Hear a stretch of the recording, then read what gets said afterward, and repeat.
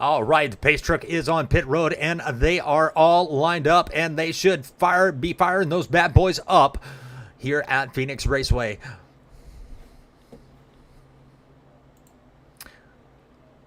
All right, let's take a look at our qualifying order, and it's going to be as followed. You're going to have Eric Hegdahl. He is going to be in that number one spot. Right to his outside is going to be Mr. David Trailer.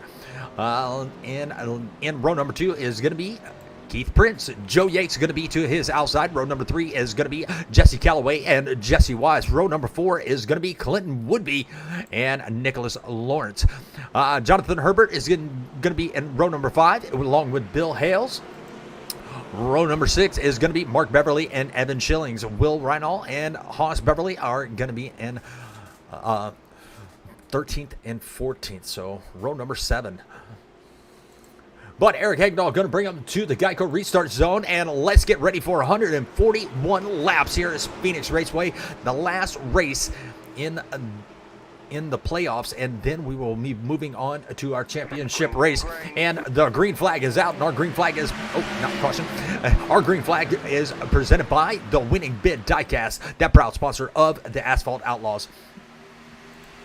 And look at Eric Hegdahl. He has got a nice little lead over David Trailer and Keith Prince. Keith Prince is going to be looking to that bottom line. He is going to be in that number 3 Chevrolet along with Joe Yates. He is going to be right there in 4th. He's going to be looking to get a run on the outside as they come down the backstretch into turn number 3. It looks like Keith Prince is going to have the preferred line coming in turn number 3 and out of turn number 4.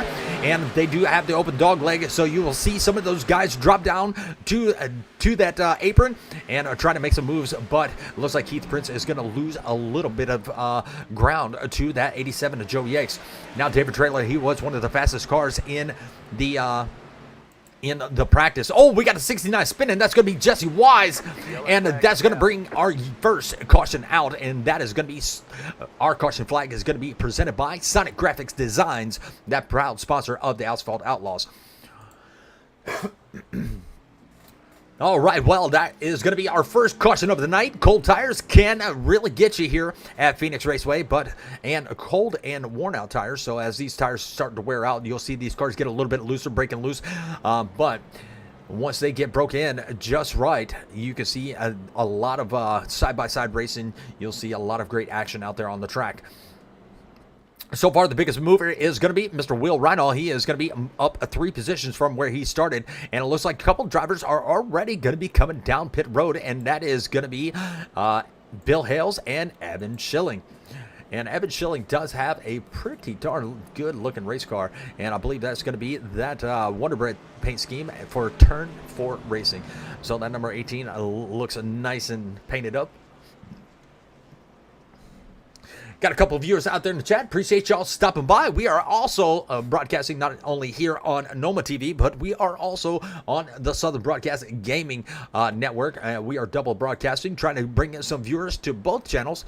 If you are not a subscriber, please do hit that like, share, and subscribe on the NOMA TV side, and hit that bell notification. And also hit that like, share, and subscribe on the Southern Broadcast Gaming Network side. Mark Bristow, he puts on a heck of a show each and every week, and he has got some championship racing coming up here very soon, and I believe that is going to be tomorrow night when we see his championship, and I believe that's going to be for ECR. But tonight we're talking about Asphalt Outlaws. And once again, you know, those points are very close. You got a couple drivers that are already locked in, and next week they will be battling out for the championship. And let's see where they're headed for their championship. And I believe that is going to be Auto Club. So Auto Club is going to be the place where it all happens.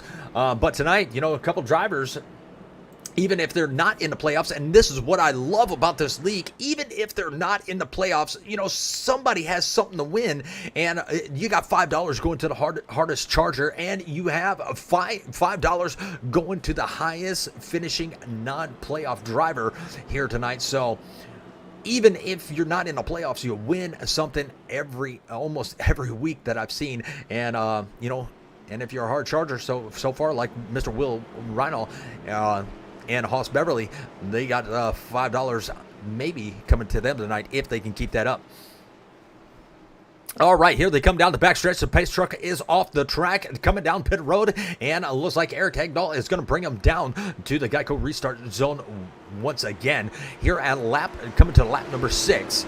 Still got a lot of racing left to go. It's anybody's race, but David Traylor, I'd be looking out for that number 54 as he has got a fast hot rod tonight. And our green flag is presented by the Winning Bid Diecast Auctions, that proud sponsor of the Asphalt Outlaws. And we already got a caution already, so the caution is back out. Caution flag is going to fly, and that, once again, that is presented by Sonic Graphics Design, that proud sponsor of the Asphalt Outlaws. Well, let's go take a look and see exactly what happened to Jonathan Herbert for that yellow flag.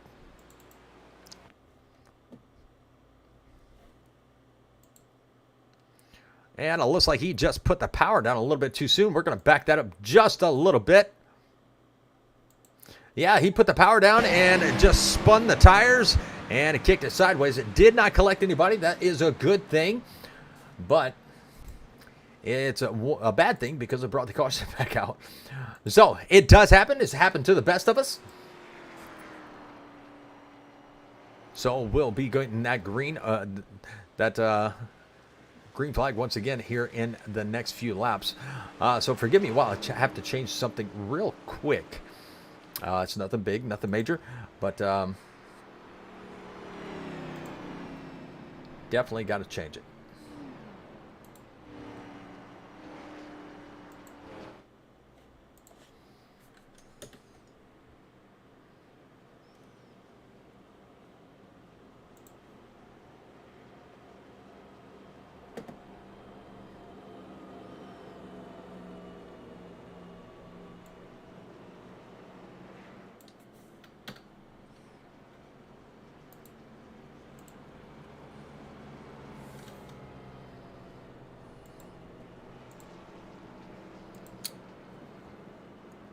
All right, let's see if that fixed it. And yes, it did. All right, we are going to go back live. All right, once again, the pace trucks is out there on the track. You got Eric Hagdahl, David Traylor, Joe Yates, Keith Prince, Jesse Calloway right there in that 34 Death Machine. You got Clinton Woodby. He is going to be up one position from where he started. You got Nicholas Lawrence going to be up one position. You got Will Rydall. He is going to be up 5 positions from where he started in that number 17 Limelight Photography Chevrolet Camaro. You got Mark Beverly. He is going to be the only Ford in tonight's race up in the top 10. And you got Bill Hales right there in 10th. That's right there where he started. You got Hoss Beverly. He is going to be up 3 positions, riding around in 11th. Jesse Wise, he had to spin a little bit earlier, brought out the first caution of the night, but he is going to be back here in 12th, and it looks like Jonathan Herbert is going to be in 13th. Evan Chile is going to be bringing his Wonder Bread turn 4, number 18 on down pit road, and maybe topping it off with some of that go-go juice, and he'll be bringing up the tail end of the field in 14th. But it looks like we're getting ready to go back green flag racing here in just a moment. And pace truck lights are on, and they're coming into turn number 3. Pace truck lights should be off this time.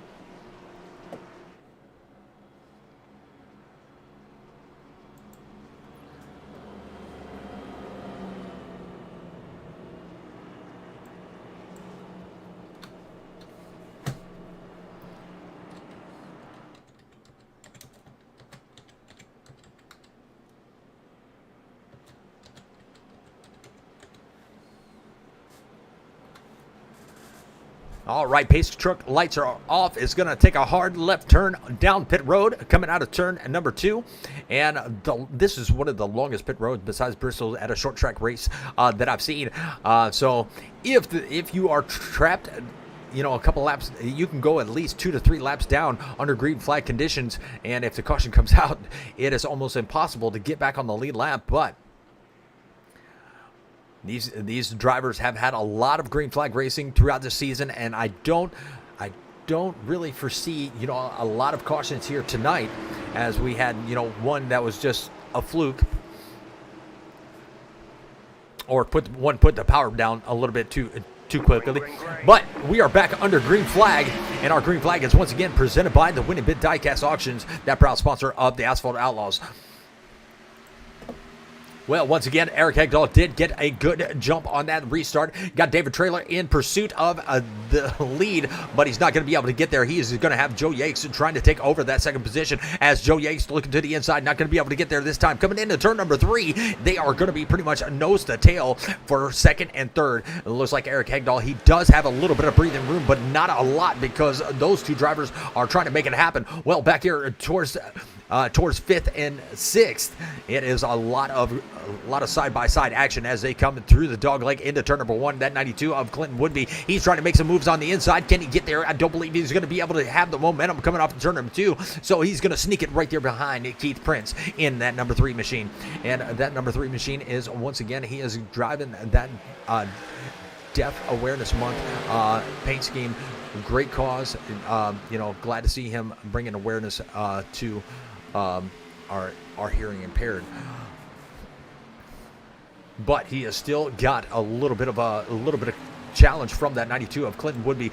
Clinton Woodby, he's doing a pretty good job of holding his own. We got the 8. He is gonna get a little bit tight and smack the wall a little bit, and that's gonna allow Will Reinhold. He is gonna be right there to the outside of that number 8 machine of Nicholas Lawrence. Is he gonna be able to get there? Now, Will Reinhold is gonna be the biggest mover of the race, and so far he is the hardest charger. He might have that $5 locked in if he can keep this up, because as of right now, he is riding around in 8th position. But Mark Beverly might have something to say about that, is as he is charging towards the front, he is going to be up 2 positions from where he started this race. This is the lonely Ford in the race, and I hate to see it because I'm a Ford guy and I love to look at the Ford Mustang, and let's see how well he does here tonight. And if you missed the interview earlier, I may have had a little bit of sound issues. They are always looking for drivers to start up for the next season, which is going to start in January, so not too far away. Even though they have their last race next week, there's going to be recruitment races. There's going to be all kinds of fun things to do here in the Asphalt Outlaws Racing League. So make sure you stay tuned in and join that Discord. The Discord link is in the race description below, and come meet some new friends, meet some new drivers, and see if you have what it takes to be the next season's champion. But right out front, once again, is still going to be Eric Hegdahl, David Traylor, and Joe Yanks running 1, 2, and 3. Jesse Calloway is in that Liquid Death number 34. He is going to be right there in the 4th position. Keith Prince, he has fallen back just a little bit, and Clinton Woodby, he has lost a little bit of momentum to Keith Prince, so he is still going to be right there in the 6th position. But Will Reinhold, he is and it looks like he has slowed down just a bit too. Now, this is going to be a tire-saving track, so as it goes green, you're going to want to save those tires for as long as you can. Tires, fuel can play a big part in tonight's race, so we'll have to see who has the correct strategy to win here tonight. Jesse Wise had a little bit of an incident earlier, and now he is making his way back up through the field as he has got Mark Beverly in his sights, and we'll go ahead and ride on the nose of Jesse Wise and show you the battle that he is running in that Toyota Supra. And a lot of the things that the drivers are going to be battling right now is going to be that sun. As you can see, when they come down that backstretch into turn number 3, that sun is just glaring on that windshield. And I know this is a simulator, but even when you're in VR, when you're looking at that screen, that glare is almost realistic, like you're driving, in afternoon traffic or morning traffic. That glare, and it is very hard to see. You can't tell it here from our camera, but these drivers are going to have a tough time knowing where that car is in front of them as that sun goes down. Well, he's got a little bit of a battle coming into the dogleg. He's not going to be able to get there this time, but he was almost side by side with that number 13 of Mark Beverly, and now he's going to dive into the inside, and they are going to be side by side as they come into turn number 1 and coming out of turn number 2. I believe Mark Beverly is going to have the run off of turn number 2, but that 69 Toyota Supra, he had a nice little run. Now he's going to dive into the inside, and now I believe he is going to be able to take the 13 on the inside. As they come to the dogleg, he might drop it down. Now dropping it down to the dogleg, he can eat up those tires a little bit more, but you can get a lot more speed staying on the track. Dropping down below that yellow line will help you gain a position if the car is slower, but staying above that yellow line will give you a lot more speed going into turn number 1. But Jesse Wise, Bill Hales, he is working his way into the picture. Here comes that number 18, and that is going to be Evan Schilling. He is coming down, taking a little bit more fuel each and every time that we've had a caution, so he can stay out longer than these other drivers, as we are at lap number 22 of 141. Eric Hegdahl, he has still got a little bit of a gap between him and David Traylor. David Traylor is about 3/10, almost 4/10 of a second, but Joe Yakes now falling off just a little bit, and he is going to be about 5/10 of a second, about a half a second back from David Traylor. All these drivers are holding their own, and battle. We've seen a couple battles for position, but not able to get it done. But this is where, if we stay green, a lot of strategy could come in, and Evan Schilling now taking his number 18 up to the 9th position. So we saw him riding in the back. Now he is going to be back up front, and it looks like Will Reinhold, he is going to be the first car coming into the pits under green flag conditions. So we'll have to see how this plays out later on in the race. And he is going to go a lap down. You got Jonathan Herbert. He is going to be out there still running, but he is going to be about 4 laps down.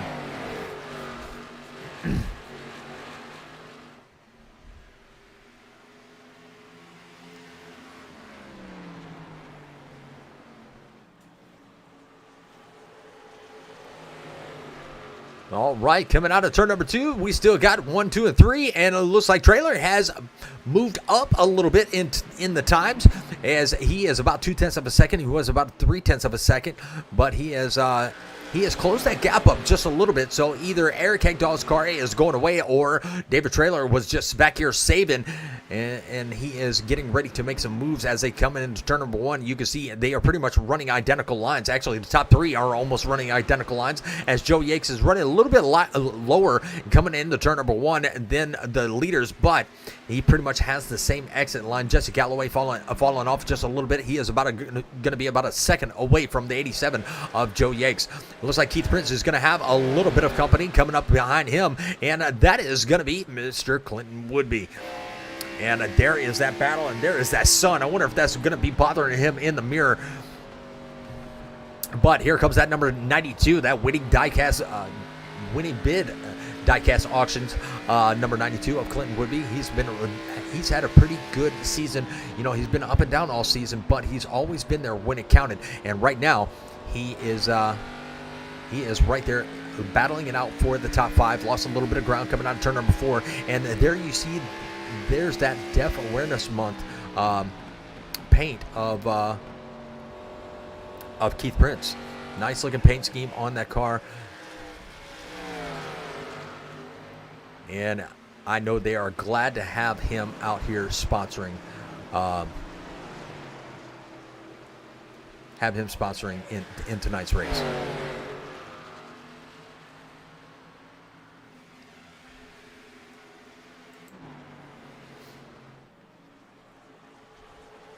Well, still no change out here in front. You still got Eric Hegdahl, David Traylor, Joe Yakes, Jesse Calloway. He is losing a little bit of ground to Joe Yakes. Now he is about 1.2 seconds, so he is losing quite a bit of ground, and that's where these tires are going to play in.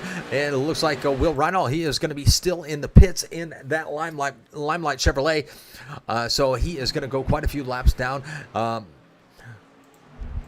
And Clinton Woodby, he's going to be making a move to the inside of Keith Prince as they go into turn number 1. Out of turn number 2, they are going to be pretty much nose to tail now, as the 92 had a nice exit coming off of turn number 2, and it looks like the 3 was almost out of shape. But here they come into turn number 3, out of turn number 4, and they are pretty much going to be nose to tail. So we'll have to keep an eye on this battle in the future. And it looks like there is a 4-way battle for the 7th spot, and Mark Beverly has it, but there's quite a few cars right there behind him that want it, and that is going to be Nicholas Lawrence and Evan Schillings, as Evan is, he's going to be up 3 positions from where he started. Mark Beverly still going to be the biggest mover of the race, but he's going to have that 18 to deal with here in just a few laps if it stays green, because it looks like that 18 is actually going to be a pretty fast car out of these 3.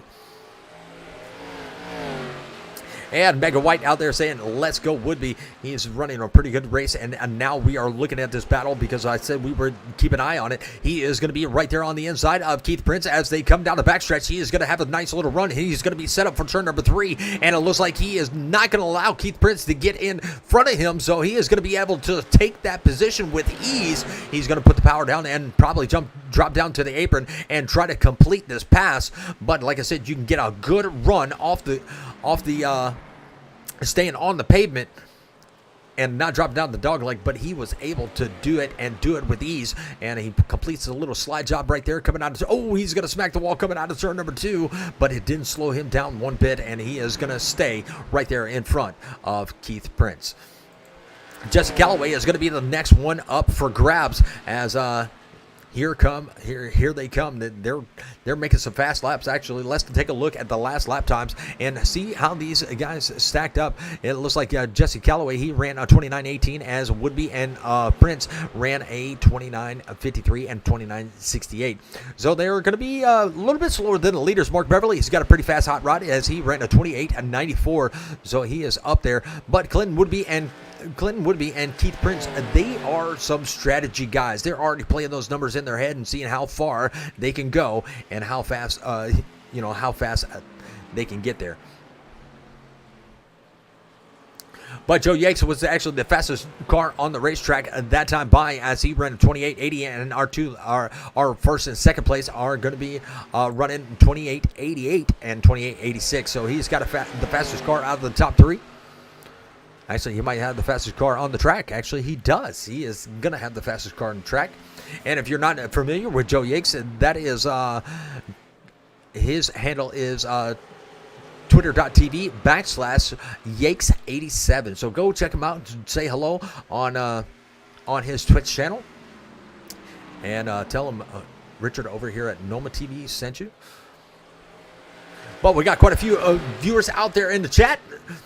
Once again, this is a very important race for these drivers as they are trying to get locked in to the championship race.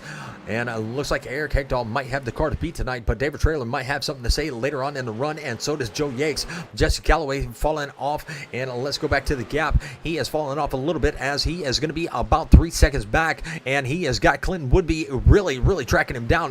Clinton Woodby is going to be under a second, about 0.7 of a second, separate those two.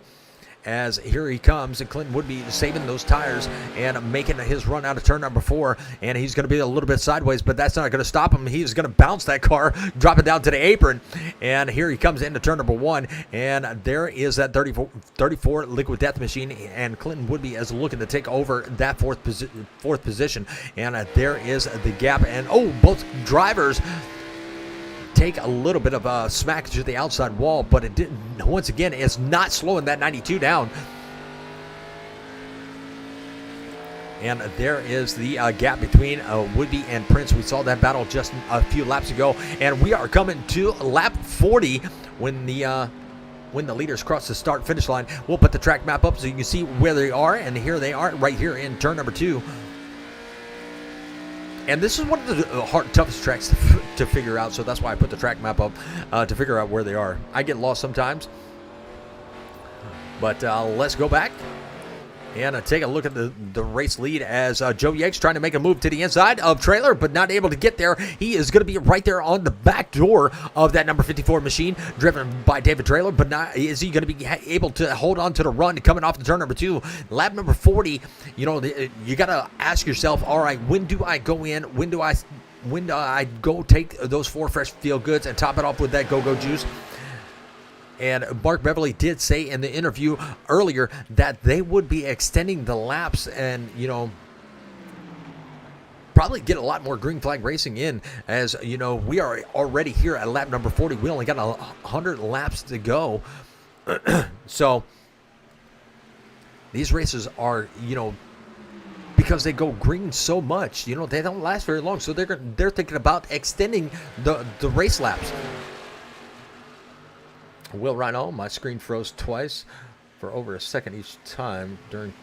Oh my goodness, I'm sorry, Will.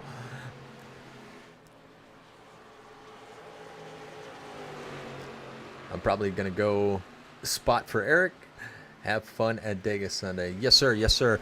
Well, if you ever want to join me in the booth, you are definitely welcome to. I'll drag you up if you want to, and you can see what it's like to be on the broadcasting side of things.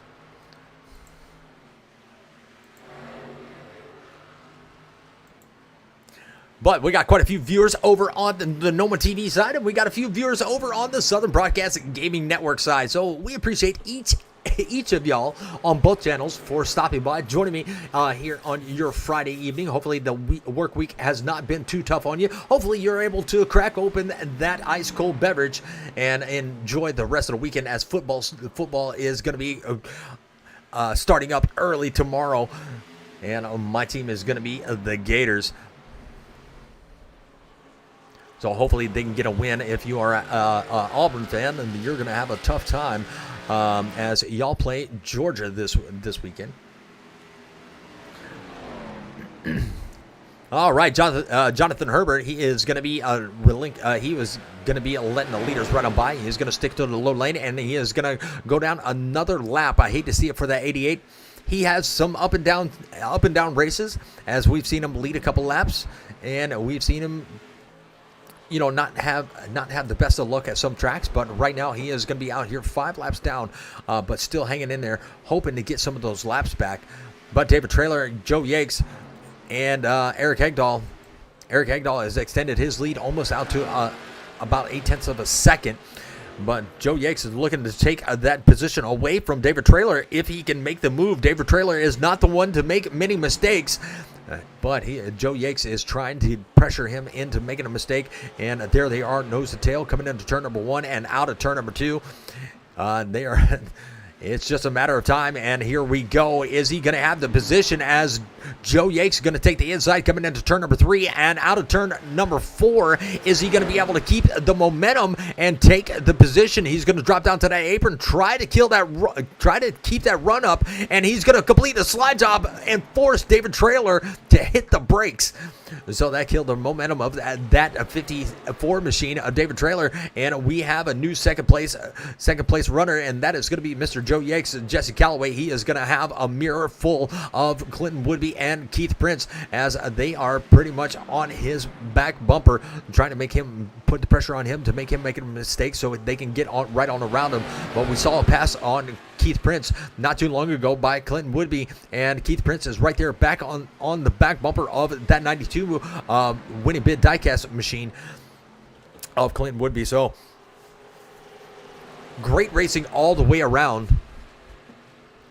And let's go back towards the back. Mark Beverly, he's got a little bit of pressure from Evan Schillings. These two have been pretty much riding nose to tail, and they don't have a lot of pressure from any of the leaders as it is spread out. There is going to be Nicholas Lawrence. He is coming into turn number 3 as the leaders are coming into turn number 1. So they're about a half a lap ahead of the leaders. And you got Bill Hales. He is right there in the top 10. He is going to be the last car in the top 10. Jesse Wise going to be down 5 positions, and Haas Beverly going to be still up 2. And Jonathan Herbert, he is going to be down 4 and a couple laps down.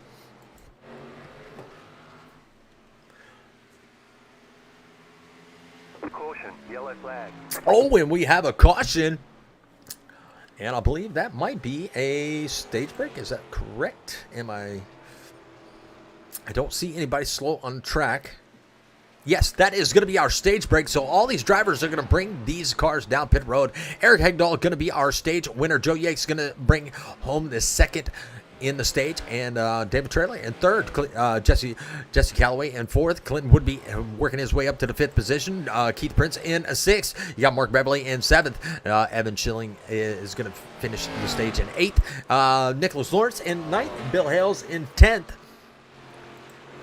Jesse Wise in 11th, and Haas Beverly in 12th. Still a lot of racing left to go, and a lot of these drivers are glad to see that stage break come out.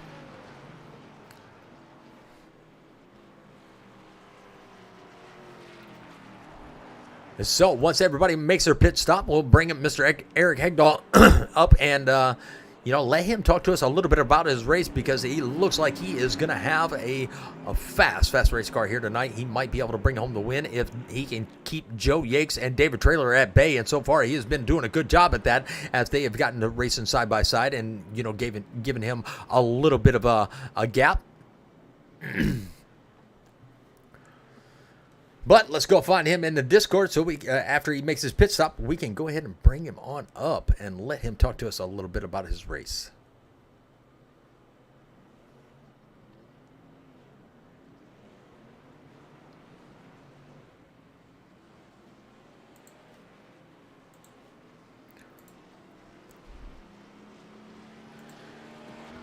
Eric, this is Richard up in the booth. You got a copy?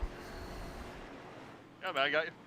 Man, it looks like you got a fast hot rod out there tonight, as you started on the pole, you're still on the pole, and you brought home the stage win here at lap number 50. How does that track feel? Is that sun in your eyes and bothering you?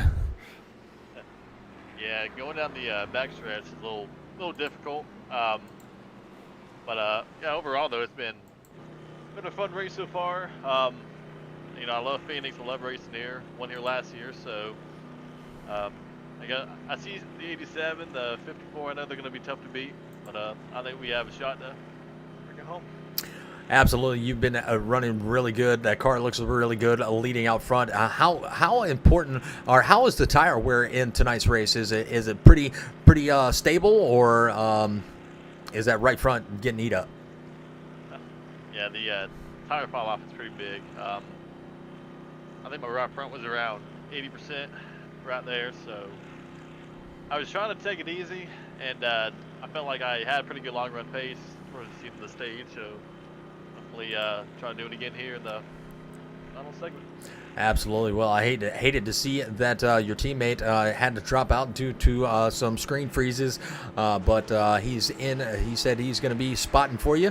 I tried to tell him that, hey, he could come up to the booth, but he's going to be out there spotting for you. But good luck in the rest of the race. You've had a fast car all night. You've led every lap in stage one. Let's see if you can bring it home. Okay, man. Thank you. Thank you.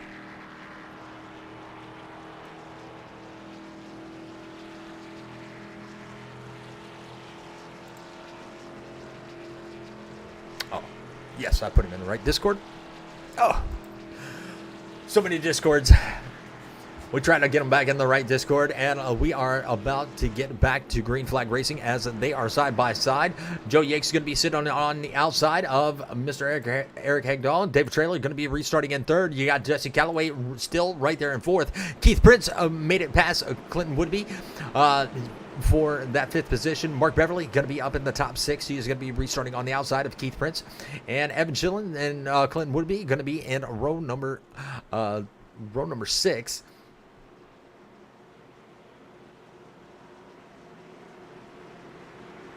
Or excuse me, row number 4. I don't know why I said row number 6.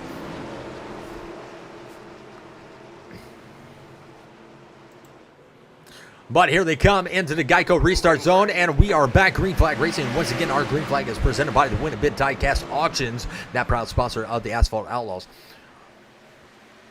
And let's go back full screen as a look at the jump that Eric Hagdahl got. And that is going to be an awesome jump as we're waiting for SDK to catch up with us. We must be too fast for it. But Eric Hagdahl, he is going to be watching Joe Yakes and David Traylor go at it, as David Traylor is going to have the inside. Joe Yakes is going to try to cut the 54 off. Not going to be able to get there. And we are under caution. It looks like the 53 is going to be involved in something. Oh, we got a couple cars. The 88 and 53, they are going to be around. 53 is going to be pointed towards the wall. So our yellow flag is presented by Sonic Graphics Design, that proud sponsor of the Asphalt Outlaws. All right, well, let's go take a look and see what brought that caution out. Ooh, that looks like a braking incident. You never know. Now the sun could have been in his eyes, or he just may not have had that braking point down, or know where that car was going to brake. But the 8 is going to be involved. The 88 and the 53, they are all going to be having a little bit of damage to go repair. Now, you don't have to have a pretty race car to finish tonight's race, but you're going to have a complete race car to finish. And as of right now, they will have a fast repair in the pits, so hopefully they can get those cars repaired up. maybe save that fast repair and get back out there on the track.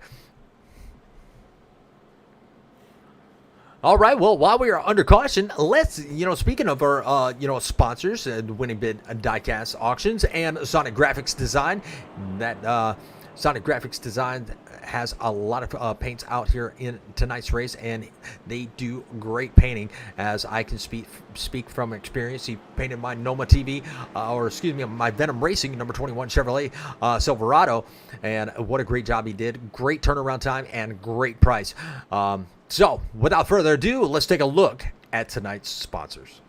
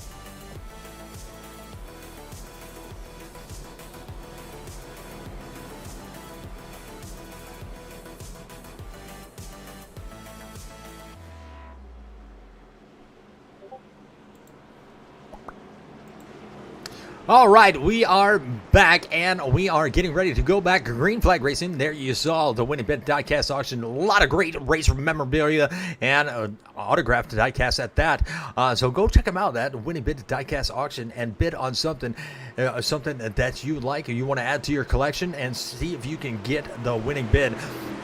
And you also saw Sonic Graphics Design. What a great painting, iRacing painter that is. I definitely recommend them, as I can speak from experience. Well, the green flag is back out, and that is presented by the Winning Bid Diecast Auctions, the proud sponsor of the Asphalt Outlaws Racing. And Eric Hagdahl out there leading this race. David Traylor and Joe Yates still at it. Mark Beverly trying to make some moves, as he has got Clinton Woodby and Jesse Calloway to deal with. And they are going to be side by side coming out of turn number 2. And so is David Traylor and Joe Yates. It looks like it's going to fizzle out, as Mark Beverly, he is going to tuck it in behind the 34 Liquid Death Machine of Jesse Calloway. And Jesse Calloway going to stick it to that high line and have a nice little run. So he is going to be able to prevail in that position so far. But it looks like David Traylor is going to lose a little bit of ground, and now he has got that 34 looking to the inside to take that third position away. And somebody told looks like I told David Traylor that he didn't get a good night kiss tonight. If he doesn't finish in the top 3, well, he is in jeopardy of not getting that good night kiss. But if he does finish in the top 3, like I said, you don't make a promise that you can't keep. He's going to be looking forward to that good night kiss when, if he comes home in the top 3.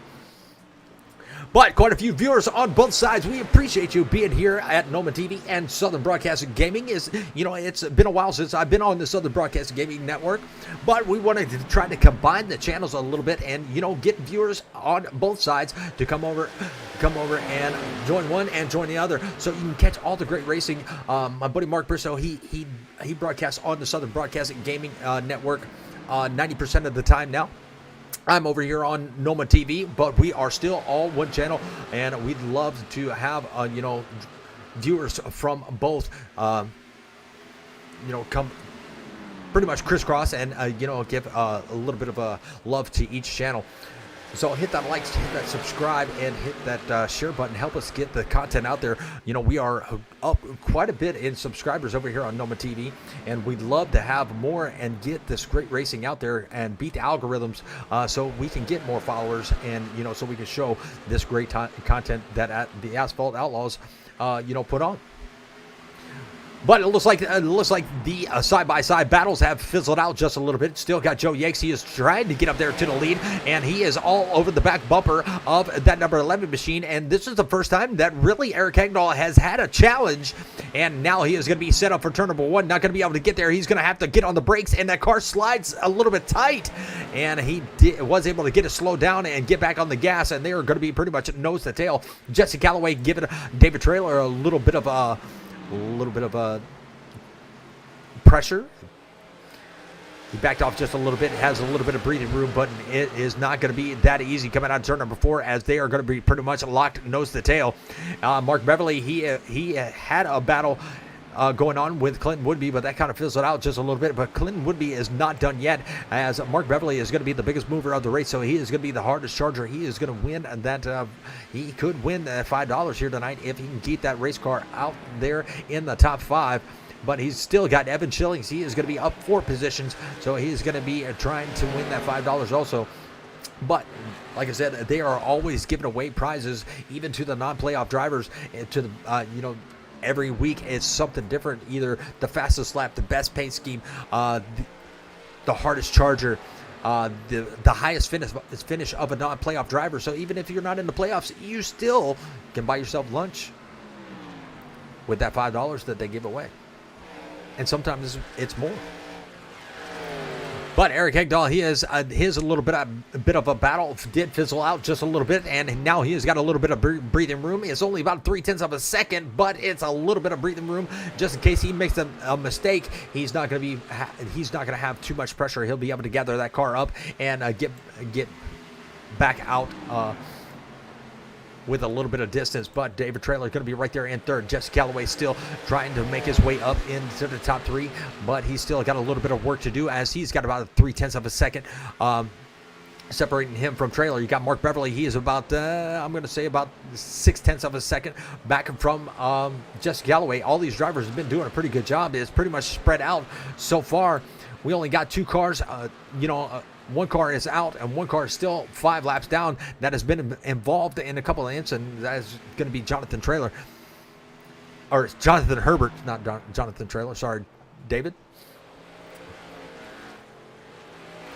But Nicholas Lawrence, he is going to be out here. He was involved in that incident earlier, and he is trying to make his way back up through the field. Got Hoss Beverly. He is going to be also up 4 positions. He's got a little bit of a battle from Nicholas Lawrence, and that is going to be for the 10th spot. Is that number 8 machine going to be able to get by? And you got Jesse Wise. He had a self-spin just a little bit earlier, and it looks like that car is ill handling right now as the sun goes down. We are now halfway through the race.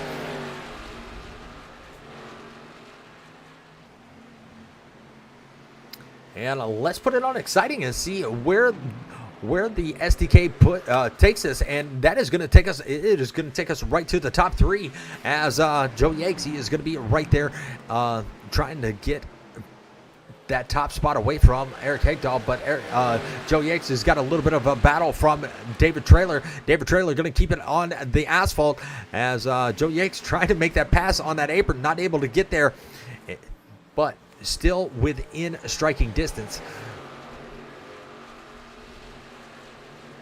Coming out of turn number 2, he had a good exit, and he is all over the back bumper of Eric Hagdahl. Eric Hagdahl, not one to really make the mistakes. He won the stage. Can he hold it for the next 70 laps? We'll have to see how this all plays out. Or actually 68 laps, should I say. Well, while we got a minute, let's go ahead, and it's been green flag racing, so let's go ahead and crank it up and let you hear that horsepower.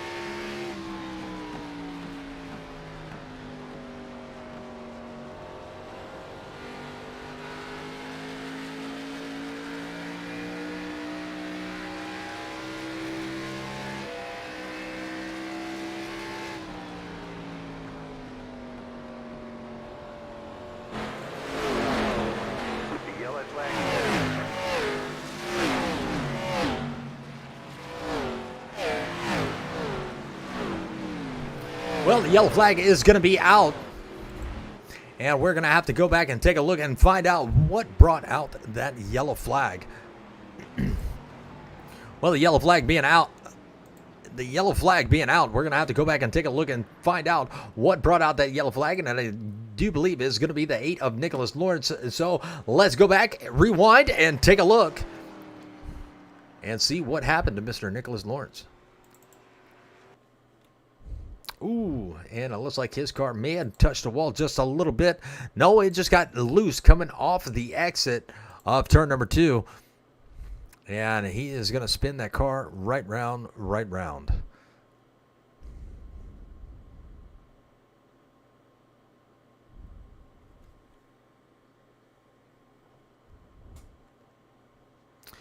Definitely a hard hit for that number 8 machine, and he is going to lose his front bumper after taking a hit to the inside wall. It's funny how he loses a bumper and it appears right back. But that is going to bring out our 5th caution of the night, and pit road is definitely going to be very busy. Everybody is going to bring their cars down pit road. Maybe Jonathan Herbert might get a lap back.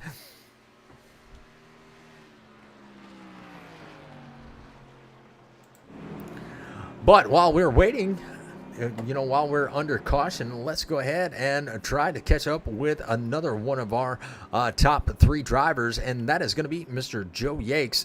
He has been running in the 2nd position for a little while, and he is going to be in his pit box, and we're going to wait until he comes out so we don't disturb him. Ooh, and Keith Prince, he may have had to back up just a little bit, so that's going to cost him a little bit of time. David Traylor going to be out first. Okay, so we might track down Mr. David Traylor real quick and see if we can get a word with him.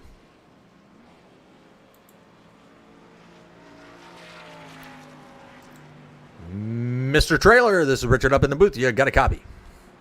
10-4, got you, Richard. Well, it looks like you're going to be leading this race, and you've had a fast race car as you've been able to keep your car up in the top 3, but you got a couple of fast cars right there behind you, and that is going to be that 11 and 87.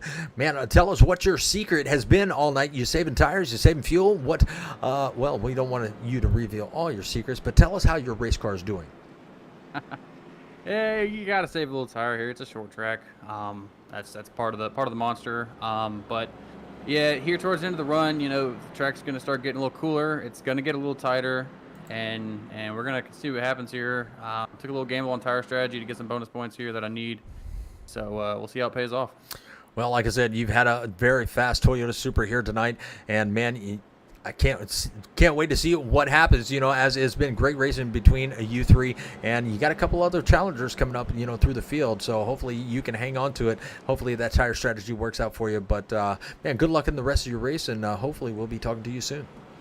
Awesome. Appreciate it, Richard. Oh, somebody is going to give you a good night kiss if you win top 3. Ploosh. Sounds good. That's what they said in chat. That's not coming from me. Hey, I'll take it. All right, man.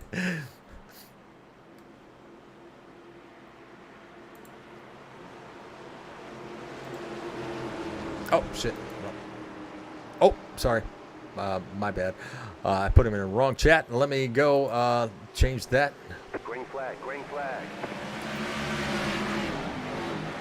And I put him in the wrong chat again. Or maybe I put him in the right chat. I don't know. Yes, I put him in the right chat. Ooh, thank goodness. Oh, we got a spin in the back, and that is going to be Eric. Who is going to be involved in that? That is going to be Eric Hegdahl. He is going to have a beat-up race car. As I was trying to get everybody in the right chats, all the action happens, but our caution flag is presented by Sonic Graphics Design, and Eric Hegdahl had to tow. He had one of the fastest race cars on the track, had led a lot of laps. I believe he has led the most laps here tonight, but we're going to have to go back and take a look and find out what exactly happened to Eric Hegdahl.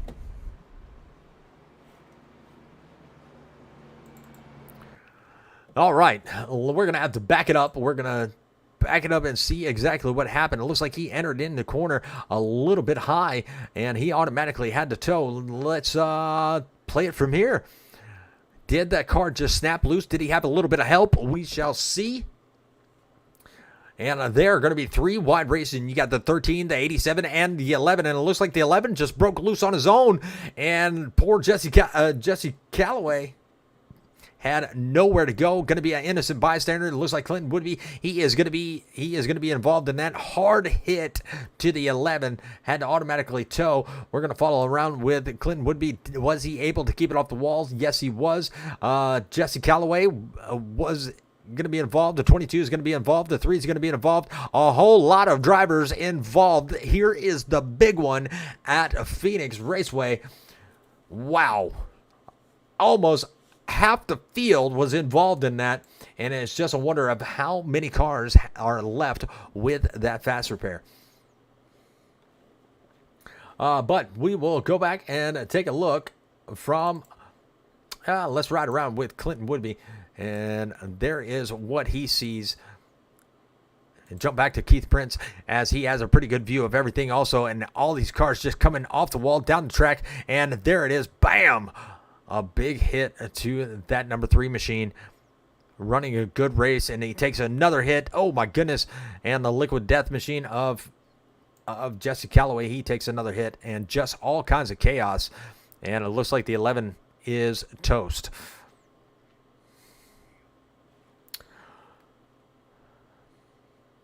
Never thought I'd see the big one here at Phoenix, but we just saw it. And only 5 cars. And here they come, the rest of them. They had the fast repairs. They had to go get them fixed. But here they come. Looks like 9 cars still out there on the track. A couple of them still going to be in the pits. Here comes one. That's going to be Jesse Wise. Eric is going to be still in the pits. He still might be towing. Jesse Callaway going to be in the pits also. And Jonathan Herbert, he is going to be bringing his car out of pit road. Wow. Well, while we got a second, we'll bring up Mr. Joe Yakes and see if he will talk to us for a moment.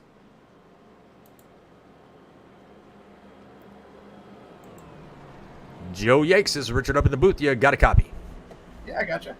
Man, it looks like you've had a fast hot ride all night. Now you find yourself on the front row. You've been up here in the top 3 all night long, but do you have anything to get past that 54? You had a pretty good race car when you were challenging the 11, but just couldn't get by him. Do you think you can put a little bit of pressure on David Traylor and get around him and lead this race? I think so. I'm guessing he's on 2 tires right now because he jumped ahead of both of us here. So, we're just going to try to keep getting good restarts. We've been getting good restarts all night and just try to settle in and get around him. I feel like I got really good long run pace, and I'm hoping I can put that to my advantage tonight. Well, definitely you have, and man, you've been running a really good race, and I've been, there is your Twitch channel. I'm showing the back of your car right now, so everybody that's out there listening, go by and give Joe Yakes a shout out, say hello, and man, good luck in the rest of your race. You're getting ready to go back green, so we wish you luck, and we hopefully will be talking to you after the race. Yeah, thank you. Thank you.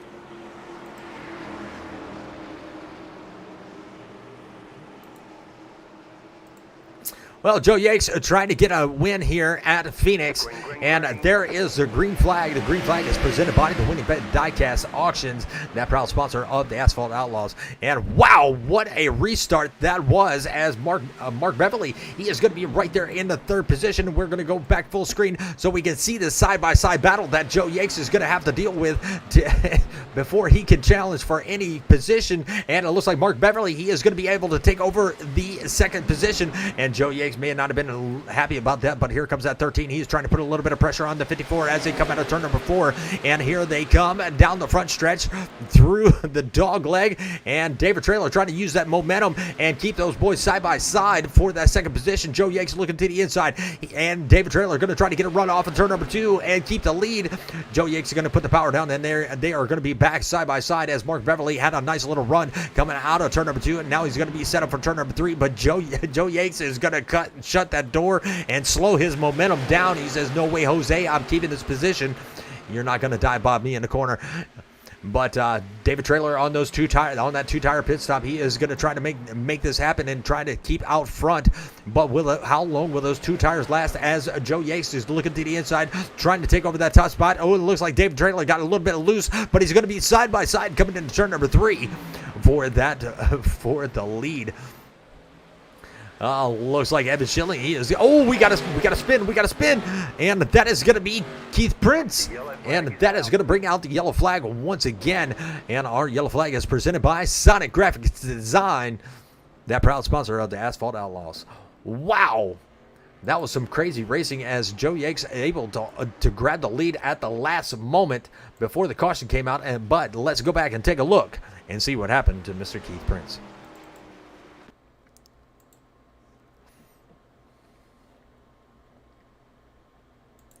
Looks like they're coming into turn number 3, and he's going to have to get hard on the brakes, so he doesn't make any contact with Clinton Woodby. And there you see the side-by-side battle with 13 and 18. But it looks like the 69 is going to drop on in and give him a little bit of a bump. And that's going to take both of them on around through the Geico restart zone. But I do believe they did a really good job of saving these race cars and not collecting any more damage. And it looks like, they may have made a little bit more contact. Oh, my goodness. That was very close. And we're going to stop that right there. We're going to ride on board with Jesse Wise. And we're going to stop it right there. Where's Mr. Jesse Wise? There he is. We're going to ride on board with his nose cam. And here is where you see the contact. And that's going to take him right down to the apron. But look at this evasive maneuver. He does a really good job of not causing any more damage. Keith Prince is going to turn back up like he's headed back towards the track. And there it is. He's going to make a hard right turn and maybe gets a little bit of a scrape on the side of his Toyota Supra. But what a great evasive maneuver to not make any more contact. So that's going to bring out our caution once again. And we are on caution number 7. We have about 51 laps left to go. And Joe Yates now out here leading this race.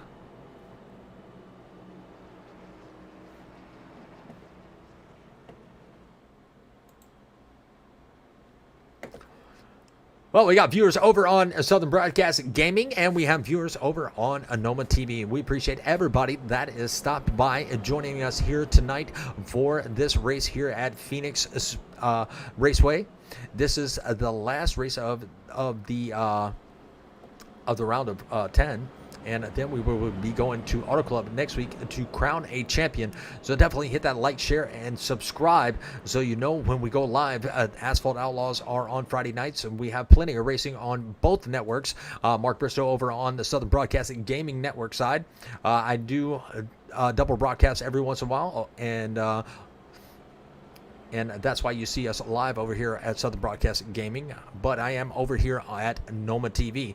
So please do hit that like and subscribe to both channels and catch some great racing throughout the week. All right, the pace truck lights are still on. Joe Yates in the lead. Evan Schilling has now taken over the 3rd position, and he is going to be the biggest mover of the race, up 9 spots, taking it away from Mark Beverly. But while we are still under caution, excuse me one moment as I am going to go get me something to wet my whistle. I'll be right back.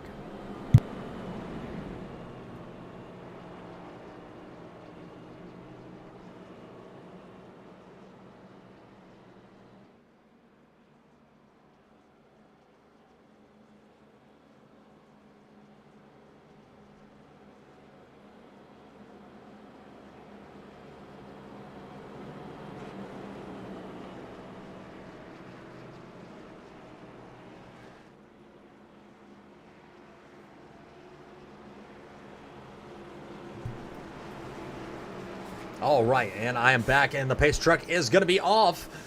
And we're going to follow Mr. Joe Yates to the Geico restart zone. Lap number 92 is complete. Coming to lap 93 of 141. A lot of racing is still left to go. Let's see if these drivers can put in some strategy to win this race, or will we see another caution?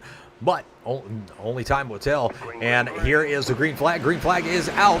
And our green flag is presented by the Winning Bid Diecast, that proud sponsor of the Asphalt Outlaws.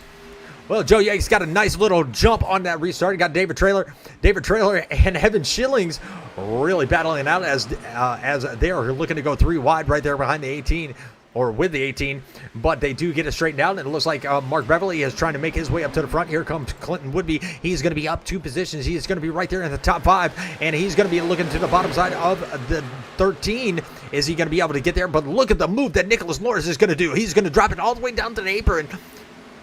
Almost looked like his car was skipping across the asphalt as I saw the right front lift up just a little bit. But Jesse Wise is going to be all over the back bumper of that number 8 of Nicholas Lawrence. And here comes Keith Prince. He's going to be looking to the inside of the 69 machine of Jesse Wise. He is going to be right there and coming into turn number 3. He is going to have the preferred lane, and he is going to have the run off of turn number 4. So he is going to take over that position. But Jesse Wise is going to stay on the asphalt as Keith Prince drops it down to the dogleg, and they are still battling side by side. Looks like nose to tail right there behind our leader, and let's follow along. And there is everybody. No real side by sides until you get to Nicholas Lawrence, because right there behind him is still going to be Jesse Wise and Keith Prince coming out of turn number 4. They are not going to drop it down to the dogleg just yet, and there goes Keith Prince, and his car was skipping just a little bit, and that has to be bad for the suspension.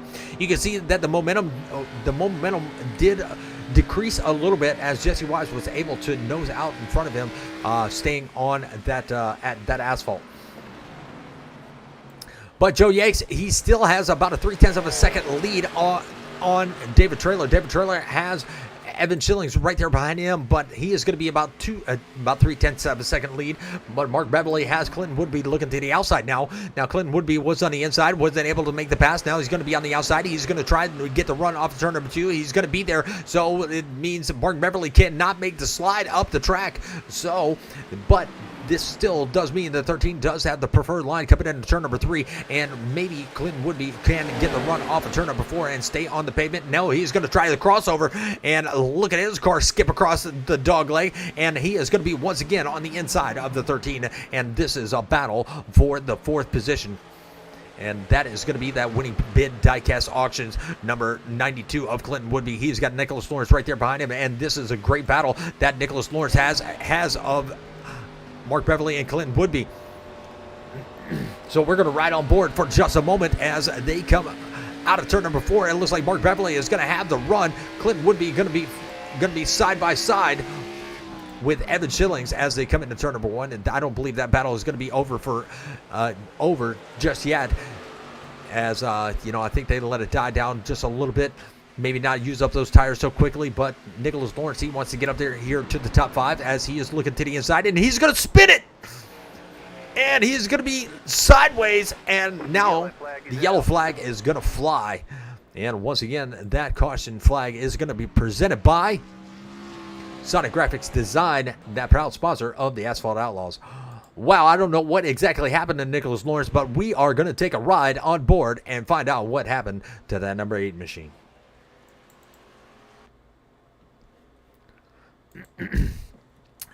And he may have just locked it down coming in turn number 3 a little bit too hard as he was looking to the inside of the 92. Maybe the 92 came down and he had to lock it down a little bit further, but I don't believe that was the case.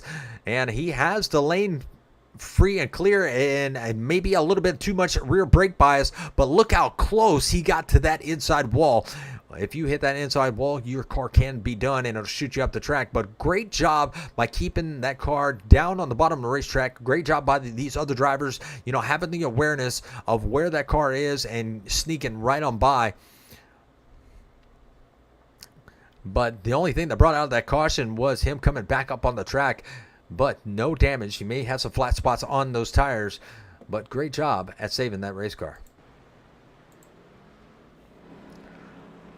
So this may be what David Trailer was looking for, as Mark Beverly stayed out, and so did Keith Prince and Bill Hale. So that's going to be your top 3 coming out of tonight's caution. And this is caution number 8.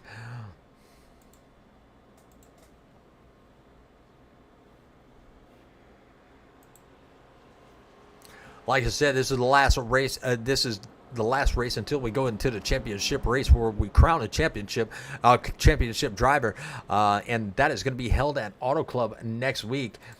And let's take a look at some of the racing details for next week. It is going to be 105 laps with a stage break at lap number 30. I do believe that's what that says. Don't have my glasses on, sorry.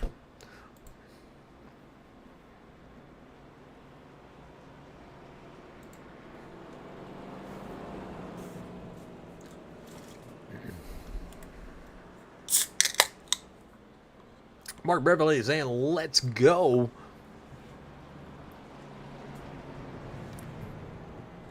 Mark Beverly, you are supposed to be driving and you're out there texting.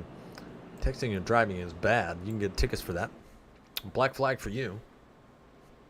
Pass through for texting and driving. But glad to have you out there watching the stream there, Mark. Actually, while you're out here, let's bring you up to the booth before you go back green and let you talk to us a little bit about your race. You have a pretty fast race car. Mark Beverly, there's Richard up in the booth. You got a copy. Yeah, what's up, Richard?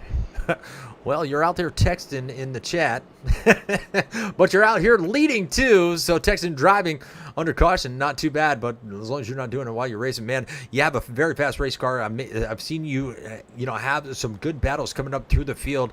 Right now, you are the biggest mover of the race, man. Tell us a little bit about how that car is handling. Now everybody's going to be on separate pit strategies than you. So tell me, how do you have enough tire left to keep these other drivers at bay? I don't think I do really have enough tire. I'm kind of hoping that we got another caution with maybe like 20 laps to go. Kept us set out there, so we'll see if that works out. I don't got anything to lose, so I'm just going for the W, so we'll see how it goes. Absolutely. Well, like I said, you've had a fast race car. Hopefully this strategy works out for you. But man, car looks good leading this race. Let's see how you do on this restart. Good luck in the rest of your racing. Hopefully we'll be talking to you afterwards. Absolutely. Appreciate it. Not a problem. All right, Mr. Mark Beverly out there leading the race. Gonna bring him to the Geico restart zone. Will it go green? Will we see another caution? Let's see. If we do have another caution, this might play out for that number 13 machine, the lonely blue oval out there on the track. But he is the biggest mover, and he has put on some wild moves and got himself in the position to where he's at right now. But green flag is about to fly. Geico restart zone. There it is. Green flag. Presented by the Winning Bid Diecast. That auctions, that proud sponsor of the Asphalt Outlaws. Well, he got a pretty good restart, and he has got Bill Hales and Keith Prince. They are going to be battling out side by side, and these are another two drivers that did not pit, so this could work in his favor as these two drivers are going to fight as hard as they can to stay out where they are. And Bill Hales has Clinton Woodby right there battling for that second position. He's going to be looking to the inside as they come into turn number 3, but Keith Prince is going to be on the outside in that number 92, and he is going to lose that position. But here comes Clinton Woodby trying to make that pass on second place of Bill Hales. Is he going to be able to get there as he takes the dog leg? And he is going to have the inside lane coming into turn number 1, and it looks like Joe Yates is going to have a little bit of lap traffic, or a little bit of slower traffic to deal with, as Clinton Woodby is going to be able to get that position away from Bill Hales. Joe Yates is going to be able to make the pass on the inside. He's going to be able to get there as Bill Hales is going to be stuck on the outside. And here comes Joe Yates coming out of turn number 4. He is going to have the position. He's going to take the dog leg. They are going to be skipping those cars through the dog leg. As you see him bounce up and down, now, like I said, that's going to be bad for the suspension. But look at the gap that Clinton Woodby is going to have over Joe Yates. And here he comes. He's going to try to take the lead over Mark Beverly in the next couple laps. Mark Beverly hoping that they have a caution coming in to about 20 laps to go, and then he will have that four fresh feel good sitting in the pits just waiting to go on that race car. But Clinton Woodby going to be looking to take the inside as they come into turn number 1, and we are going to have a new leader maybe out of turn number 2. Right now we do. Clinton Woodby, that winning bid diecast auctions 92 is going to be taking a lead. Oh, and he's going to be sideways. Joe Yates, wow. What a move by Joe Yates, and we were just, wow. I have no words. Wow. That was crazy, and that had to have been net code or something, because he's missing a race car, and I don't believe anybody got a hit on him. But you know what? We are going to go back, and once again, our yellow flag, our caution flag is presented by Sonic Graphics Design, that proud sponsor of the Asphalt Outlaws. And let's go back and take a look and find out what happened to Clinton Woodby. And actually, I want to ride with Joe Yakes. Joe Yakes had a freaking look at this move to the inside, and I believe this is where he lost the bumper. Yes, net coded. That was a lot of net code, and he is going to hit that inside wall. So Joe Yakes is going to have a little bit of damage on the left front of that race car. And man, I thought he had it saved. I thought everybody made it by, and net code will get you at the worst moments. And this is probably what Mark Beverly wanted to see.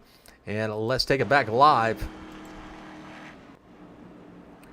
Clinton Woodby involved. I do believe he has gotten that race car all fixed up and repaired. No, he is going to be still out there on the track. He may be out of fast repairs. I don't know, or he's waiting for the pits to open.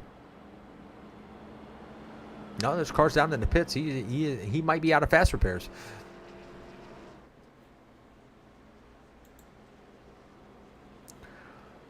So Joe Yates going to take the lead back over. David Traylor going to be right there in second. That's where he's been all night. Jesse Wise is going to be right there in third. You got Nicholas Lawrence in fourth. Evan Schilling is going to be restarting in fifth. You got the biggest move right now. The biggest mover of the race is going to be Haas Beverly. Clinton Woodby going to bring his hot rod down pit road. And looks like Bill Hales, he is going to be right there in seventh. Great run by that number 53 machine. He stayed out on a little bit older tires. Keith Prince, he is going to be right there in eighth. And Mark Beverly going to bring up the rear of the field. Clinton Woodby going to be out. And did he beat the pace car? I don't believe so. So he is going to be he's going to be a lap down. Unless he brought that car, came out of the pits, brought the car back in the pits, and doing some more repairs.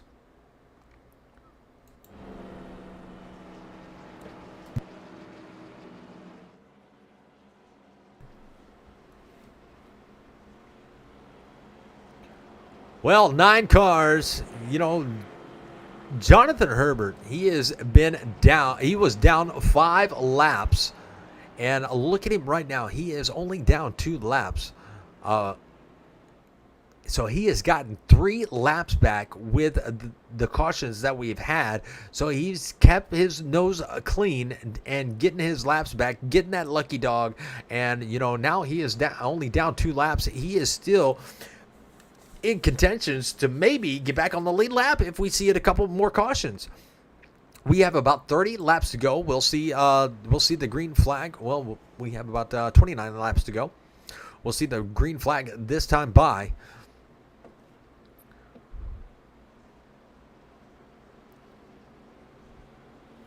David Traylor going to be restarting on the outside.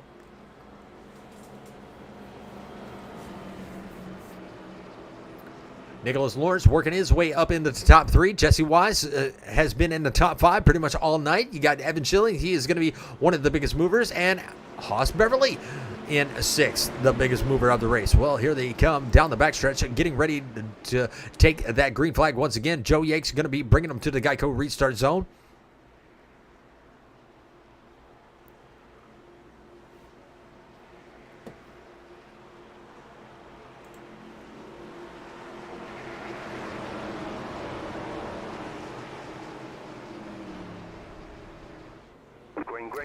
And there is a green flag, and our green flag is presented by the Winning Bid Diecast Auctions, that proud sponsor of the Asphalt Outlaws. And let's go back full screen racing as Joe Yakes is going to be out here leading this race, and he has about a 3/10 second over David Traylor. David Traylor tried to make some moves and get back out there. He is no stranger to leading some laps, but Nicholas Lawrence, he's got a fast hot rod also, and he is cranking up the heat as they are coming down the backstretch into turn number 3, and he is going to be all over the back bumper all over the back bumper of that number 54, but he takes a wide turn coming out of turn number 4 and lost a little bit of momentum, so that's going to send him back about 0.4 of a second from David Trailer's back bumper. But Evan Schilling, he is going to be working his way up in the top 4. Now he's got Jesse Wise looking to the inside, coming in turn number 1, out of turn number 2. It is going to be a side-by-side battle with the 18 going to be on the outside, 69 going to be on the inside. And let's switch cameras so you can see this battle, and it looks like the 18 was able to prevail in the 4th position. 18 spot, or the 18 is going to be up 8 spots from where he started. Now he's looking to go for the 3rd place position of Nicholas Lawrence. He's going to have it for just for the moment, and he's going to have, a little bit of tight race car, and he almost made contact with the 8. 8 had to lock it down. And I know he is probably pretty apologetic for that. And they are going to be almost 3 wide racing as Mark Beverly is coming back through the field on those 4 fresh field goods. And Bill Hales and Clinton Woodby, he is going to be right there also. It looks like he's got a fresh car, maybe. Or did he have to go in and get a lot of repaired on it? But either way, he is trying to come back through the field and right now running in ninth. Evan Schilling is right there in 3rd. He is trying to make up a little bit of time on David Trailer, and Joe Yakes has about 0.3 of a second over David Trailer. About 0.5 of, about a half a second back to Evan Schilling. Evan Schilling still has Nicholas Lawrence in his rear view mirror. And let's ride around with our leader and show you what he sees behind him.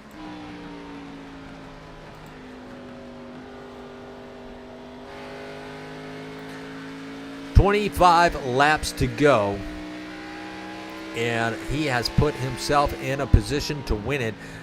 If we see a caution, that might throw a wrench in his strategy, but as of right now, Joe Yakes and David Trailer are going to be battling it out.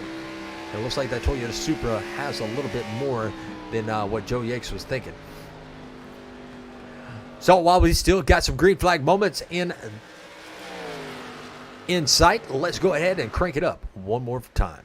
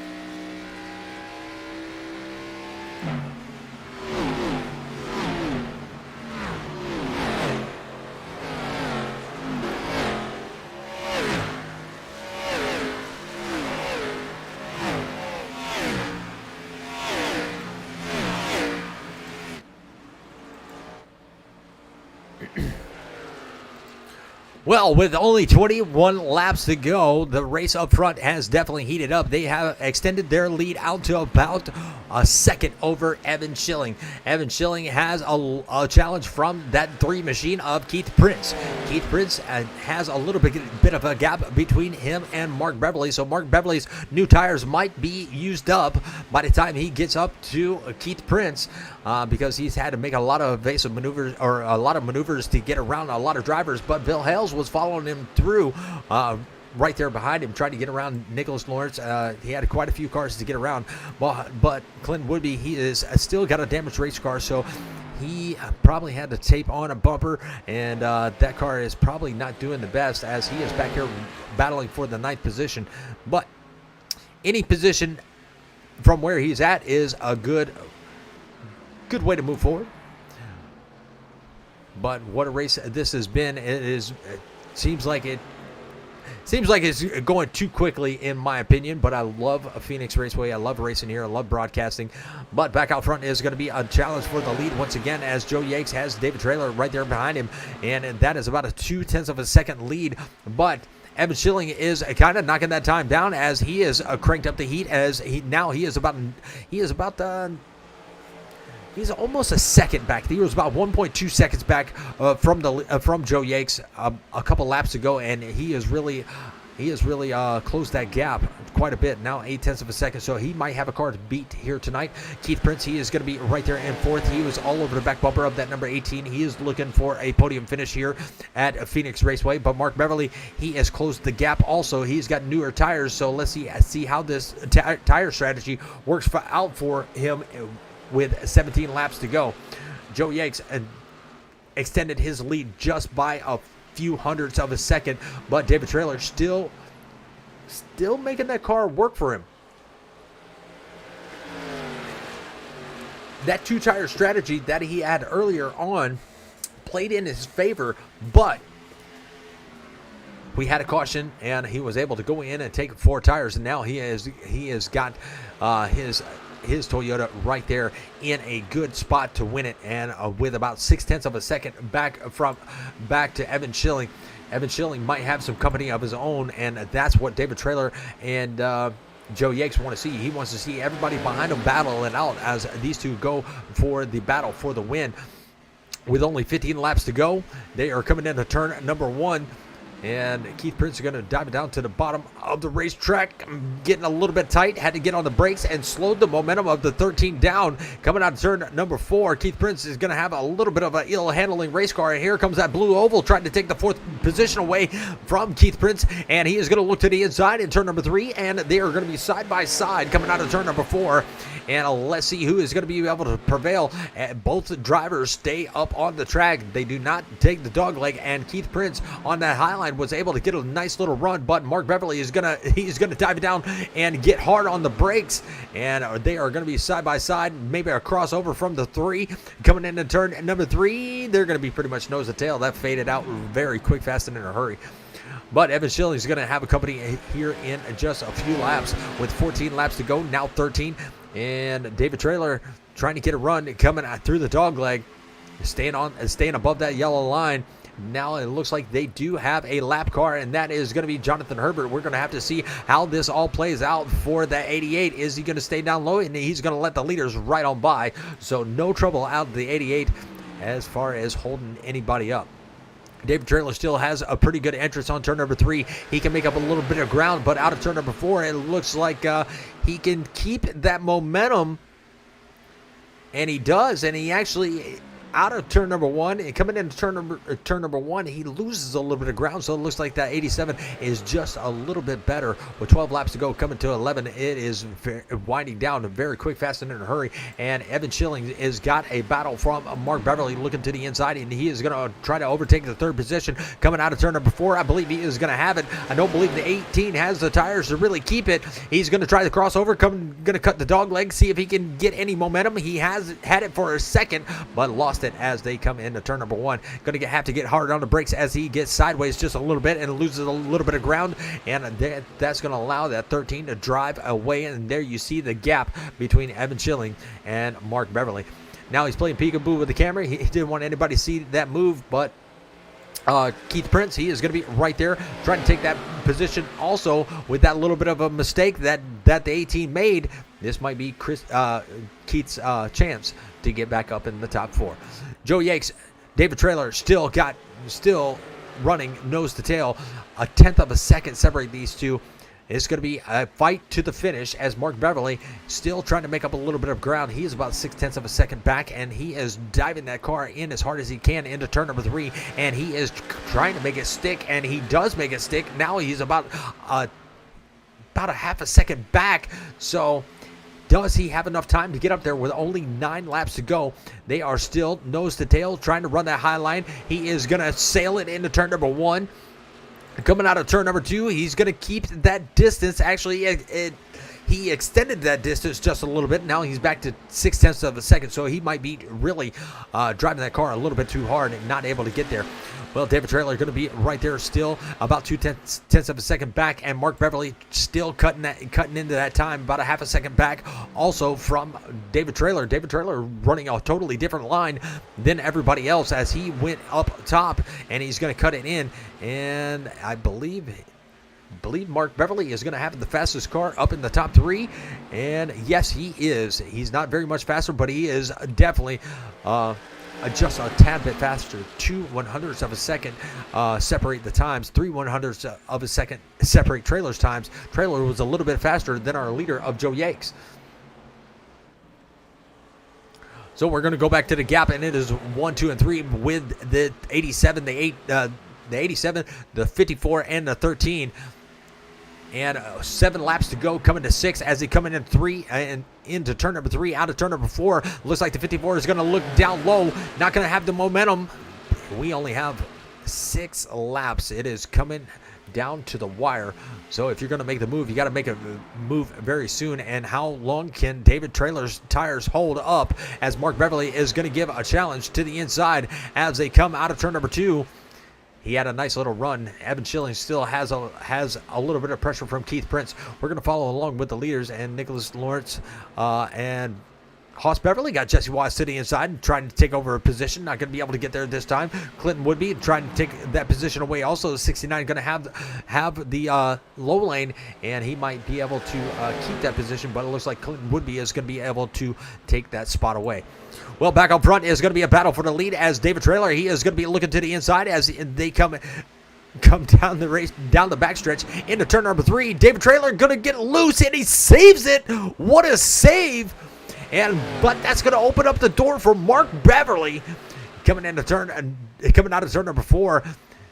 He's going to try to keep that momentum. I thought David Trailer had the lead, and wow, what a save. That's going to be the save of the night. But David Trailer is not done yet. He has not burned up the tires just yet, and he is going to put some pressure on Mark Beverly as they come down to 3 to go. But Mark Beverly is going to put all the pressure he can on Joe Yakes. You heard him. He wants to just get a win. He wants that W. He just wants a win here at Phoenix.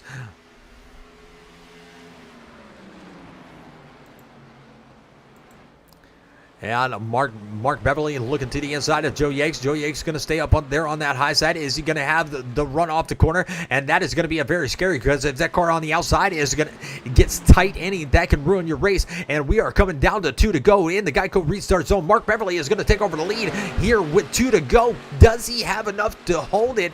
I do believe he does. He used up a lot of tire trying to get back up to the front, but Joe Yakes is going to be right there looking to the inside as they come into turn number 1 and out of turn number 2. They are going to be side by side, but I believe Mark Beverly is going to have the run off the turn number 2, and he is going to be able to keep the lead with coming to 1 to go. And it looks like Joe Yakes is going to bounce his car off the wall just a little bit, and that's going to allow David Trailer to make up a little bit of ground. And here he comes to the white flag, and here is the final lap, and our final lap is presented by Goat Racing Diecast. That Goat Racing is a proud sponsor of the Asphalt Outlaws Racing. Well, they are all chasing Mark Beverly. Now Joe Yakes under fire for that second position. And here they come down the backstretch. And it looks like David Trailer has a little bit of a run. And Joe Yakes is going to hit the wall. That's going to slow him down just a little bit. Does David Trailer have enough to get there? But Mark Beverly, he has got it. He is going to be sailing just to the win without any challengers. Joe Yakes is going to take home a second place. And David Trailer going to bring home third. Evan Schilling's dropping down to Doug, like trying to grab him in position. But what a great finish that was. Keith Prince going to finish out in 5th. He had a pretty good run here tonight, and I'm glad to see that a lot of these drivers are running something for awareness months.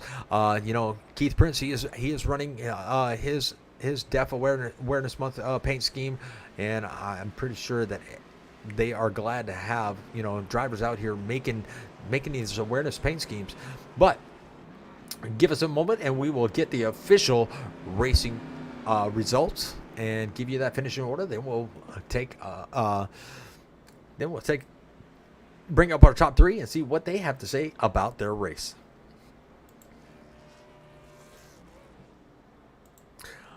All right, the official finishing results are going to be Mark Beverly bringing home the win, and Joe Yakes is going to bring home a second place finish, and David Trailer, he is going to bring home a third place. Evan Schilling is going to bring home 4th. Keith Prince in 5th. Bill Hales in 6th. Nicholas Lawrence is going to finish in 7th. Haas Beverly in 8th. Jesse Wise in 9th. Clinton Woodby going to be wrapping up your top 10. Jonathan Herbert in 11th. Eric Hegdahl not having the best finish tonight, but he is going to be finishing in 12th. Jesse Calloway in 13th. And Will Reinl in 14th. All right, well, let's see if we can track down and the biggest mover of the race is going to be Mark Beverly. So he is going to win that lunch money for being one of the biggest movers of the race. And another $5 is going to go to the highest finishing non-playoff driver, which I believe that might be Mark Beverly again. So instead of just a regular quarter pounder with cheese, he's going to be able to get that double quarter pounder with cheese if he is the biggest non-player, non-playoff driver. But let's track down Mr. David Traylor and let him talk to us a little bit about his race here tonight. So just give me 1 second. We'll get that off the screen, and let's find him in Discord.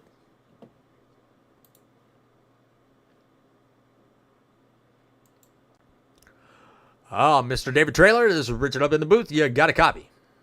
10-4, got you, Richard.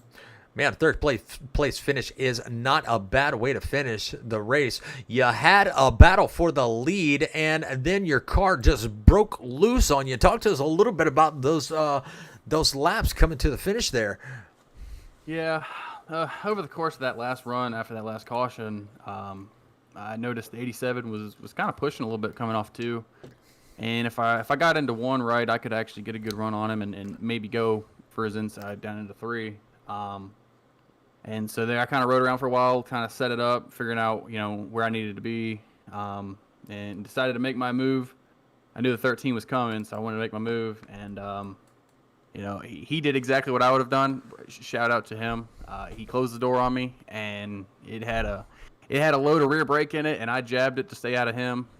Kicked out sideways a little bit, but luckily a dirt track history kind of helped me keep it together. And thanks to Mark for not getting into me there. He could have just ran through me and sent me to the wall, but no, they all kept it off of me, and that was pretty cool.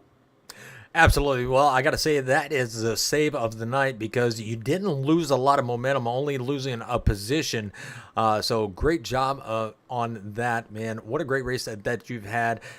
You've had a great season. You go into the championship next week at Auto Club. How you feeling about going into Auto Club? I'm not really sure. It's the last track on the schedule, and of course, it's one I've never ran at in this car. I think I may have run it in a truck one time. So definitely gonna be putting some practice in this next week. Trying to see if I can't sneak away the last one here. But I just want a good finish. Like you said, it's been a long season. I made it this far, and now I just got one more race to put things together. Absolutely. Well, you know what comes with those podium finishes, man. You get all the shout-outs that you would like to give, and I'm gonna hand the mic over to you, and the floor is yours, my friend. Yeah. First, thanks to my teammates, Evan and Keith. They kind of helped me out tonight. I was kind of racing the 53. They let me know where he's at, kind of what he's doing, so I can kind of play it smart instead of risky here. Shout out to the rest of the guys over at T4R. Unfortunately, Mike, Roger, and Rick couldn't make it tonight, but they were really helpful. Thanks to JC Newman, our partner here. We got some great cigars if you ever want to smoke a stogie. And then shout out to the Beverleys. Mark puts this league on, and shout out to you. You broadcast this league, and it's awesome to watch every night. And then thanks to my girlfriend. She's out watching the living room, and my dad watching at home. Absolutely. Well, you're in Loxley, Alabama. Any chance you're going to Talladega this weekend? Probably not. It would be. It's really cool. We actually did discuss it, but it's saving our money for a vacation here in November. So no Talladega this year. Absolutely. Well, David, it's always a pleasure talking with you, my friend. I'm going to let you go and celebrate a little bit. I hope you have a good night and, enjoy the rest of your week. And can't wait to see what you can do at the championship race next week. Awesome. Thanks, Richard. Thank you.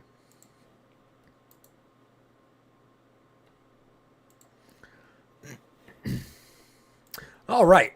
Excuse me. That was Mr. David Trailer, and next is going to be Mr. Joe Yakes. He ran a really good race. He was up there leading the race, and he lost the lead to Mr. Mark Beverly just with a few laps to go until the checkered. Let's bring him up to the booth and let him talk to us a little bit about his race. Ran a great one, finishing in second. Mr. Joe Yakes, this is Richard up in the booth. You got a copy. Yeah, I gotcha. Man, what a great race that you've had. You led quite a few laps coming to the end of the race, but you had a challenge from the 54, but the 13 was coming, and he was able to get by the 54 and pretty much pushing pressure on you and able to make the pass with only a few laps to go. Man, tell us a little bit about those closing lap battles. That was pretty exciting from the booth. Yeah, I mean, I haven't had this much fun at Phoenix in a long time, and hats off to Mark there for the strategy call. He kind of came in when we had that short caution there, got himself some fresher tires, which gave him a little bit of an advantage. But at the end of the day, the thing that really hurt me was getting that damage, trying to avoid Woodby there. He kind of spun off the corner on that restart, and I had no idea where he was going because it looked like he was going to save it and then hook back, and he didn't. And it just that damage just is inevitably what sealed my fate in those closing laps there. Well, even though that sealed your fate, a podium position is definitely a fine way to finish the night. But you got Auto Club coming in next week. You have had a really good season. Championship race is next week at Auto Club. How you feeling about going into Auto Club? I'm feeling really good. We've had podium finishes every race this round, even with the win in the first race, and we're heading into Auto Club. Obviously I didn't get the win tonight, but that doesn't mean I don't have that energy, that momentum, and I love Auto Club. And I had a lot of speed at Michigan, and I know I spoke to you before Michigan that those two tracks are very similar to each other. So I'm going to be bringing everything I got to the table next week. Absolutely. Well, it's been a pleasure watching you at Phoenix. Phoenix, like I said before, Phoenix is one of my favorite tracks to broadcast, and y'all definitely put on a great show here tonight. So congratulations on that second place finish, and what comes with those podiums. I'm going to hand the floor over to you and let you talk for a moment. Yeah, I mean, first off, I want to thank you for broadcasting the season. It's been fun to kind of go back and rewatch those races and just see all the fun we're having. And, thanks to Mark and the guys for hosting this in the first place. It's so much fun to race here with the Asphalt Outlaws. And I want to thank my teammates there at Loose Lug Nuts. We just have so much fun in these races working together. And my Twitch chat was cheering me on and helping me figure out the puzzle tonight. So big shout out to those guys, and be sure to check out Progeny Esports as well. Esports organization, lots of stuff going on, and I'm gonna go relax tonight, and we're gonna go bring it next week. Absolutely, can't wait to see what y'all can do next weekend. But man, I hope you have a great rest of your week, man, and enjoy this weekend because next week the pressure's really gonna be on. Thank you. Thank you. All right, that was Mr. Joe Yakes finishing out in second. Now it is the man with the plan, or is the man that had the plan to get him a win here at Phoenix Raceway, and that is going to be Mr. Mark Beverly. So without further ado, Mr. Mark Beverly, the man with the plan, you got a copy. Yeah, I got you. Well, you called it. You had the strategy, and you stuck to it, and it brought you home the win. I thought you were going to burn your tires up trying to get through that traffic, but you were able to get back up there with enough tires to make it to the front and win this race. You were the biggest mover. I believe you were the highest moving non-playoff driver. Is that correct? No, I'm in the playoffs. Oh, okay. I probably missed that in the points. My bad. Okay. but man, either way, still the biggest mover, the winner of the race, you had a perfect strategy that got you up front, in the closing laps. I'm going to hand the floor over to you and talk to us a little bit about that race, because that had to have been fun from your point of view. Yeah, that was definitely a blast. I didn't think I had enough time for sure because I was really pushing hard there to try to get around everybody. And once I got into third place, I was like, I don't think I got anything for these guys. They're out there pretty good. And then they started reeling back into me, and I just kept pushing it really far in the corners, just driving in deep. And apparently those 8-10 lap fresher tires did the trick. And I hated for Clinton, though. I got in the back of him there. It looked like he checked up a little bit coming out of the corner and caused that caution for me to get tires. But in the end, it worked out for me. So I can't complain there. Absolutely, I wouldn't complain either, man. You had a fast hot rod swamp gang out there saying that that Milwaukee car is too clean. Fire. Heck yeah. But man, it's been a blast up here in the booth. Had a couple amazing saves on the track, and you bringing home the win. What an amazing season it's been. You got Auto Club coming up next week. Man, tell us a little bit about how you're feeling headed into Auto Club.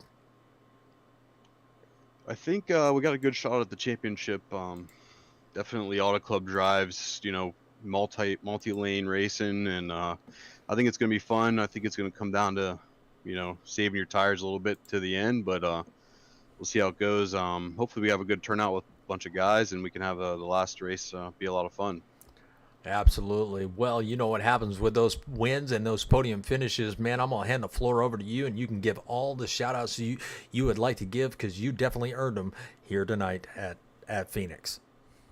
I appreciate it. Yeah. Shout out to you, always putting us out there for everybody watching out there. All of our sponsors for all season long, helping us out, and hopefully people are clicking on them, giving them some spotlight as well. So also want to give a shout out last week Talladega winner to Evan. He didn't get his little bit of glory there with that W, so he locked himself into the championship with that. So congrats to him too. So absolutely. Well, congratulations, Mr. Mark Beverly. It's been an amazing season. Can't wait to see what you can do next week for the closeout. Hopefully you can bring home a championship. But you got a lot of other great competitors out there trying to win also. But, man, I hope you have a great rest of your weekend. And, man, we'll talk to you later. Hey, you too. Actually, would you mind giving Evan a little shout out if I pull him up here? Let's do it. Heck yeah, I think he deserves it. Let me pull him up here, and I'll get out of your hair. So. Oh, no, not a problem.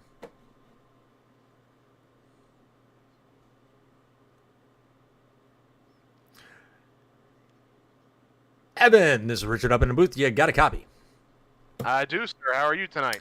Well, I am doing pretty good. Listen, you were last week's winner at Talladega, and you didn't get your glory, so we brought you up here to let you get a little bit of that glory, and you are also the second biggest mover of tonight's race.